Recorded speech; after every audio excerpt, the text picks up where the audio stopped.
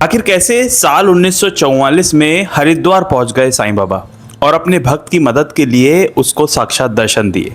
ये कहानी है उद्धव राव देशपांडे जी की।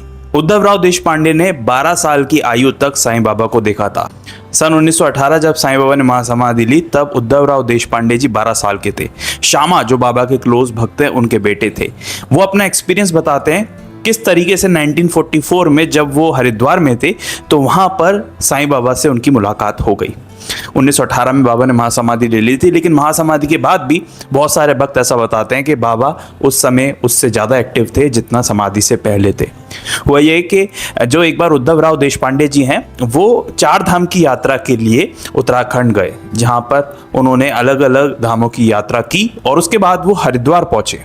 हरिद्वार पहुंचने के बाद उन्होंने देखा कि उनका खर्चा कुछ इतना ज़्यादा हो गया है कि उनके पास सिर्फ 10 से 12 रुपए ही शेष हैं और 10 से 12 रुपए में वो वापस शिरडी तो नहीं जा सकते, लेकिन वो करें क्या। उन्होंने दिन का खाना किया और उसके बाद वो काफ़ी ज़्यादा परेशान घूमने लगे।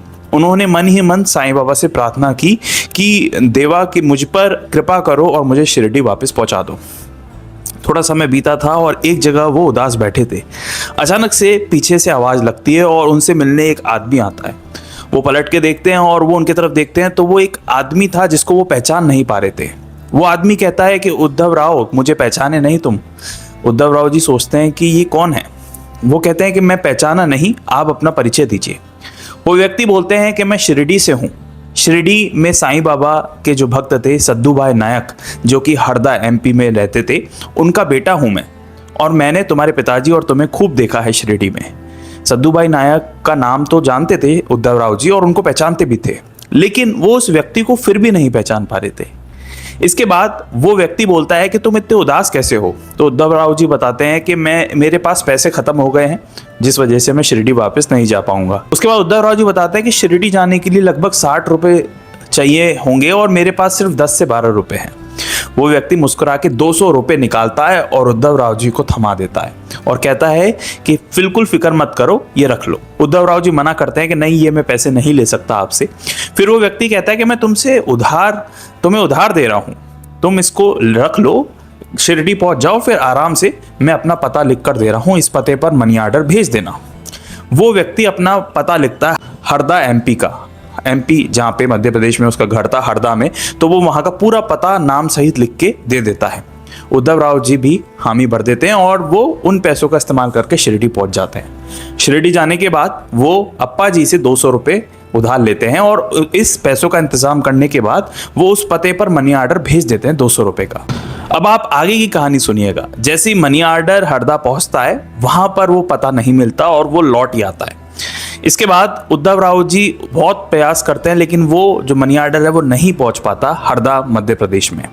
इसी कुछ दिनों के बाद ही शिरडी में एक इंस्पेक्टर साहब आते हैं। वो इंस्पेक्टर साहब से उद्धव राव जी का परिचय होता है और उद्धव राव जी उन्हें बताते हैं कि इस तरीके से हरदा में एक व्यक्ति हैं जिन्होंने मुझे 200 रुपये दिए थे। क्योंकि वो इंस्पेक्टर भी हरदा जा रहे होते हैं तो उद्धव राव जी विनती करते हैं कि मैं मनी ऑर्डर भेज तो रहा हूँ, लेकिन उस पते पर इस नाम के व्यक्ति पर ये पहुँच नहीं पा रहा है। आप हरदा जाएं तो उस व्यक्ति से मिलकर एक तो धन्यवाद दीजिएगा और उसको ये पैसा लौटा दीजिएगा।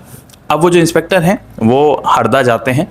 हरदा जाने के बाद वो लौट कर आते हैं शिरडी और उद्धव राव जी को बताते हैं कि उद्धव राव जी, मैं इस पते पर गया था, लेकिन पहली बात तो मुझे ये पता मिला नहीं और इस नाम का व्यक्ति जिसका नाम तुमने मुझे लिख के दिया है, इस नाम का व्यक्ति कोई है ही नहीं हरदा में।